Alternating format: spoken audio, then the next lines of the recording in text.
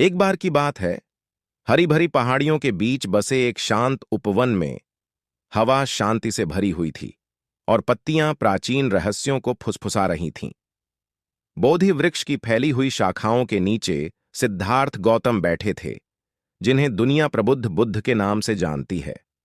पास के एक गांव में रवि नाम का एक आदमी रहता था, जिसका दिल चिंताओं और परेशानियों से भरा हुआ था। प्रत्येक दिन पिछले दिन से अधिक अंधकारमय लगने लगा और उसके हर कदम पर निराशा छा गई। एक दुर्भाग्यपूर्ण सुबह, अपनी परेशानियों का बोझ अब और सहन करने में असमर्थ, रवि प्रसिद्ध शिक्षक बुद्ध से सांत्वना पाने के लिए निकल पड़े। जैसे ही रवि उपवन के पास पहुंचा, उसने बुद्ध को गहरे ध्यान में बैठे देखा। उनका चेहरा आंतरिक शांति से चमक रहा था। भारी दिल और कांपती आवाज के साथ रवि ने अपनी परेशानी प्रबुद्ध व्यक्ति के सामने रखी। बुद्ध ने करुणा से भरी आंखों से रवि की व्यथा कथा सुनी। रवि ने अपने संघर्षों, अपने डर और पीड़ा की निरंतर जकड़न के बारे में बात की, जिसने उसे बंधक बना रखा था। जैसे ही उसने बुद्धिमान आरशी के सामने अपनी आत्मा प्रकट की, उसके गालों से आंसू बहने लगे। ज्ञान से गूंजते कोमल शब्दों के साथ बुद्ध ने कहा, प्रिय मित्र, तुम्हारी पीड़ा अस्तित्व के विशाल आकाश में एक उड़ते हुए बादल के समान है। तुम्हारी पीड़ा की जड़ क्षण भंगुर इच्छाओं और द्वेषों के प्रति तुम्हारे लगाव में निहित है। इसके लिए बाहरी दुनिया की तलाश मत करो, सांत्वना, क्योंकि सच्ची शांति भीतर रहती है।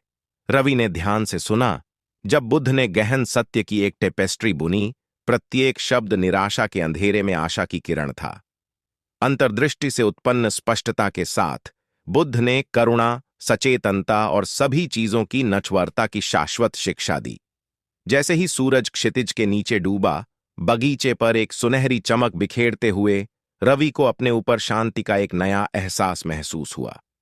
वह भार जो इतने लंबे समय से उसकी आत्मा पर बोझ था, उठना शुरू हो गया, जैसे सुबह के सूरज में धुंध वाष्पित हो रही हो। उस पवित्र क्षण की शांति में रवि ने उस सच्चाई को देखा जो उससे इतने लंबे समय तक छिपी हुई थी। कृतज्ञता से भरे हृदय के साथ उन्होंने असीम करुणा और कालातीत ज्ञान के अवतार बुद्ध के सामने गहराई से सिर झुकाया। प्रत्येक गुजरते दिन के साथ रवि बुद्ध की शिक्षाओं के प्रकाश द्वारा निर्देशित होकर आत्मज्ञान के मार्ग पर चले। अब वह पीड़ा की जंजीरों में जकड़ा हुआ नहीं था। उसने हर पल को खुशी और कृतज्ञता के साथ गले लगाया, यह जानते हुए कि सच्ची शांति भीतर पाई जा सकती है। और इसलिए उपवन की शांति में, फुसफुसाती पत्तियों और हवा की हल्की सरसराहट के बीच, बुद्ध के शाश्वत ज्ञान ने उन सभी के दिलों को रोशन कर दिया, जिन्होंने उनकी शिक्षाओं में शरण ली थी।